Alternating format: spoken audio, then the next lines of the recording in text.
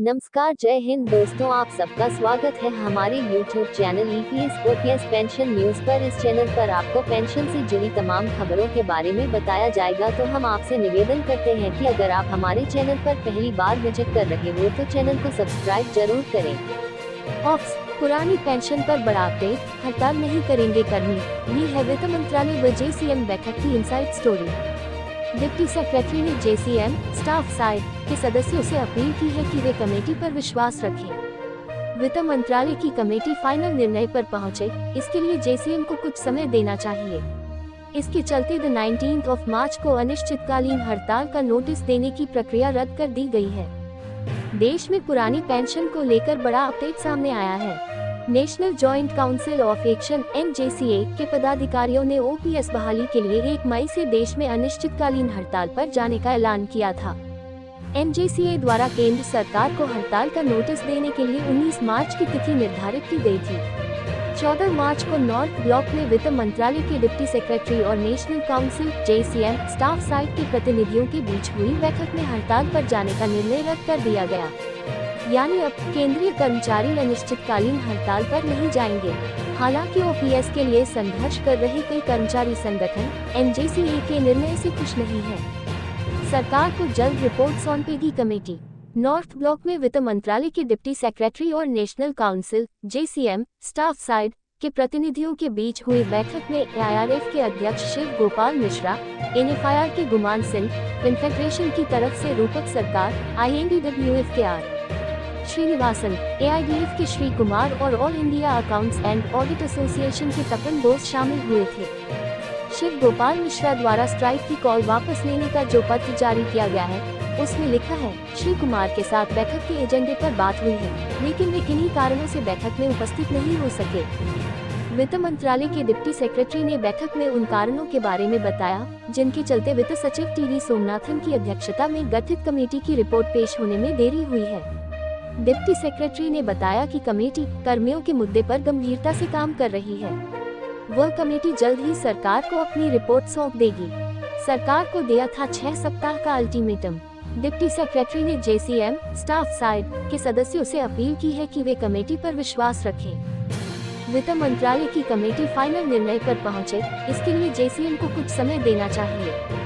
इसके चलते 19 मार्च को अनिश्चितकालीन हड़ताल का नोटिस देने की प्रक्रिया रद्द कर दी गई है। साथ ही विभिन्न कर्मचारी संगठनों ने 1 मई से देश में अनिश्चितकालीन हड़ताल करने का जो ऐलान किया था, उसे वापस लिया जाता है। देश में पुरानी पेंशन बहाली के लिए लंबे समय से संघर्ष कर रहे कर्मचारी संगठनों ने फरवरी में केंद्र सरकार को OPS लागू करने के लिए 6 सप्ताह का अल्टीमेटम दिया था। यह अहम निर्णय 7 फरवरी को नई दिल्ली में आयोजित हुई national joint council of action NJCA के पदाधिकारियों की बैठक में लिया गया था। केंद्र सरकार को अनिश्चितकालीन हड़ताल का नोटिस देने और स्ट्राइक की तिथि घोषित करने के लिए एक कमेटी गठित की गई। इन 7 लोगों ने तय की थी स्ट्राइक की तिथि।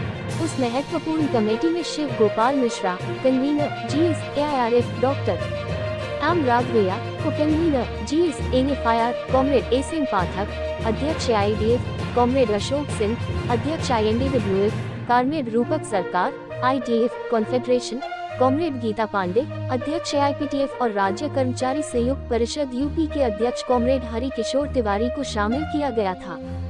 पुरानी पेंशन बहाली के लिए अब अगला कदम क्या हो? देश में अनिश्चितकालीन स्ट्राइक की तिथि ये तय करने का अधिकार भी इस कमेटी को दिया गया।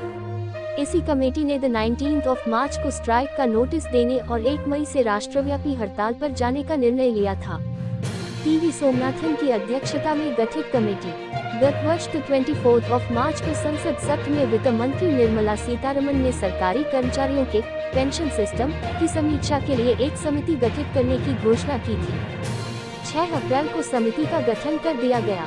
वित्त सचिव TV सोमनाथन की अध्यक्षता में कार्मिक और प्रशिक्षण विभाग DOPT के सचिव, व्यय विभाग के विशेष सचिव एवं पेंशन फंड नियामक विकास प्राधिकरण PFRDA के अध्यक्ष इस कमेटी के सदस्य बनाए गए थे। ये समिति इस बात को लेकर सुझाव देगी कि सरकारी कर्मचारियों पर लागू NPS के मौजूदा ढांचे में किसी तरह का कोई बदलाव जरूरी है या नहीं। समिति जो भी सुझाव देगी, उसमें राजकोषीय निहितार्थों और समग्र बजटीय प्रभाव को ध्यान में रखा जाएगा। स्ट्राइक वापस लेने की इनसाइड स्टोरी। देश में ओपीएस बहाली की मांग के लिए केंद्र एवं राज्यों के अनेक कर्मचारी संगठन लंबे समय से आंदोलन कर रहे थे। रेलवे, रक्षा, डाक, आयकर, अकाउंट एंड ऑडिट, केंद्रीय सचिवालय, इसरो व डीएई के अलावा स्वायत्ता प्राप्त संगठन सीएपीएफ, सभी राज्यों के सरकारी कर्मचारी, यूटी क्षेत्रों के कर्मी, प्राथमिक टीचर, हाई स्कूल टीचर, उच्च शिक्षा विभाग, कॉलेज एवं यूनिवर्सिटी टीचर भी ओपीएस बहाली के प्रयासों में लगे थे। National joint council of action, national mission for old pension scheme Bharat